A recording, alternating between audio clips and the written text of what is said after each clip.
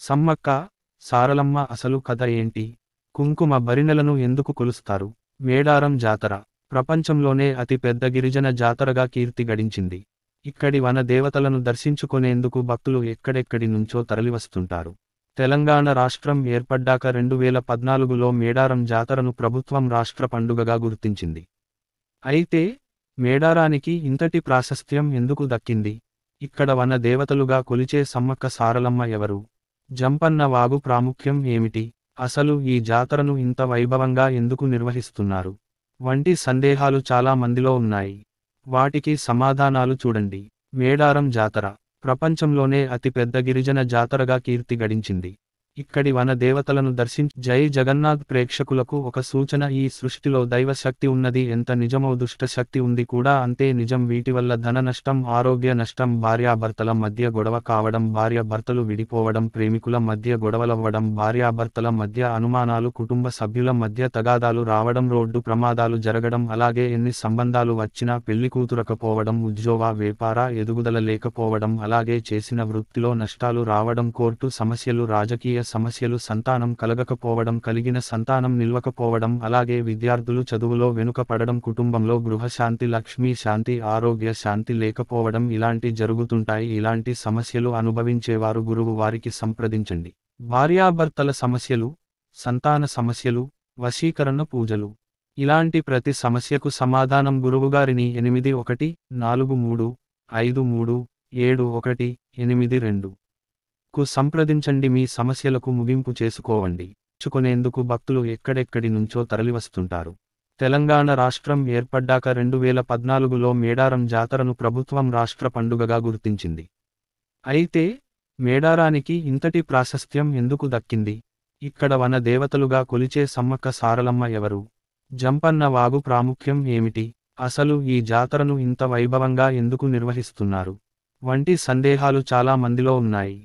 వాటికి సమాధానాలు చూడండి. మేడారం, సమ్మక్క సారలమ్మలకు వనదేవతలుగా కొలిచేందుకు కారణాలను విశ్లేషిస్తే ఓ కథ ప్రాచుర్యంలో ఉంది. పూర్వం కోయదొరలు వేట కోసం అడవికి వెళ్లిన సందర్భంలో అక్కడ వారికి పెద్ద పులుల కాపలా మధ్య ఓ పసిపాప కనిపించింది. ఆ పాపను కోయదొరలు గుడారానికి తీసుకెళ్లి దాచారు. పాప గూడేనికి వచ్చినప్పటి నుంచి అన్నీ శుభాలే జరగడంతో కొండ దేవతే ఆ రూపంలో ఉందని నమ్మారు. మాఘశుద్ధ పౌర్ణమి రోజు ఆ పాపకు సమ్మక్క అని నామకరణం చేశారు. సమ్మక్కను ఆ ప్రాంతపు కోయ చక్రవర్తి మేడరాజు పెంచి పెద్ద చేశాడు.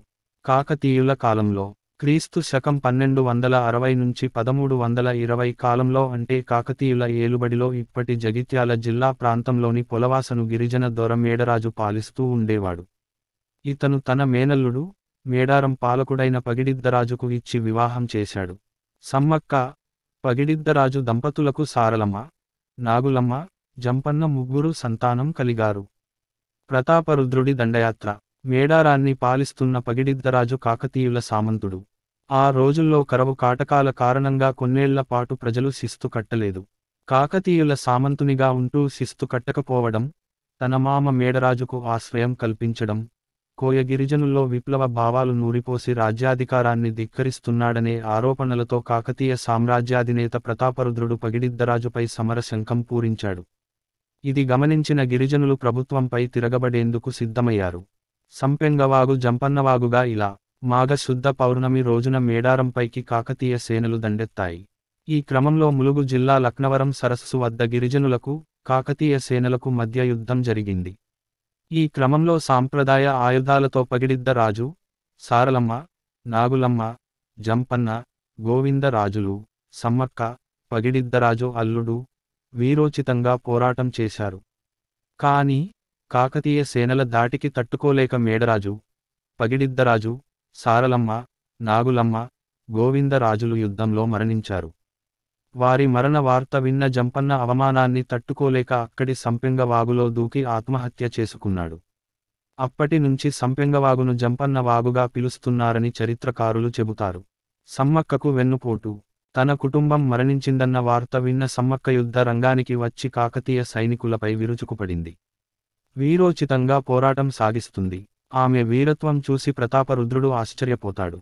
కానీ ఓ కాకతీయ సైనికుడు దొంగచాటుగా సమ్మక్కను బల్లెంతో వెన్నుపోటు పొడుస్తాడు. ఆ గాయంతోనే మేడారం గ్రామానికి ఈశాన్యంలో ఉన్న చిలకలగుట్టకు వెళ్లి ఆమె అదృశ్యమైపోయిందని చెబుతారు. ఆ తర్వాత చెట్టు కింద ఓ పుట్ట దగ్గర ఓ కుంకుమభరిణ కనిపించిందట. ఆ తర్వాత తప్పు తెలుసుకున్న ప్రతాపరుద్రుడు సమ్మక్క భక్తుడిగా మారిపోతాడు. కుంకుమ భరిణెలకు పూజలు ఇందుకే. కొంతకాలానికి ప్రతాపరుద్రుడు కోయరాజులు కట్టాల్సిన కప్పాన్ని రద్దుచేసి, సమ్మక్క భక్తుడై కానుకలు సమర్పించాడు. 2 ఏళ్లకోసారి జాతర నిర్వహించాలని ఆదేశాలు జారీ చేశాడు. ఈ సమ్మక్క సారలమ్మ జాతర అలా మొదలయ్యిందనే కథ విస్తృతంగా ప్రచారంలో ఉంది. కుంకుమ భరిణెలనే సమ్మక్కగా భావించి అప్పటి నుంచి 2 ఏళ్లకు ఒకసారి మాఘ శుద్ధ పౌర్ణమి రోజున సమ్మక్క, సారలమ్మ జాతరను భక్తి శ్రద్ధలతో జరుపుకునే సాంప్రదాయం ఏర్పడింది. ఉమ్మడి వరంగల్ జిల్లాలోని ములుగు కేంద్రం నుంచి 44 కిలోమీటర్ల దూరంలో తాడ్వాయి మండలంలో మారుమూల అటవీ ప్రాంతంలో మేడారం గ్రామం ఉంది. ఈ దట్టమైన అడవులు, కొండల మధ్యనే సమ్మక్క సారలమ్మలు కొలువై ఉన్నారు. 4 రోజుల జాతరలో భాగంగా గద్దెనెక్కిన దేవతలు చివరికి వన ప్రవేశం చేస్తారు. దీంతో మహా జాతర ముగుస్తుంది.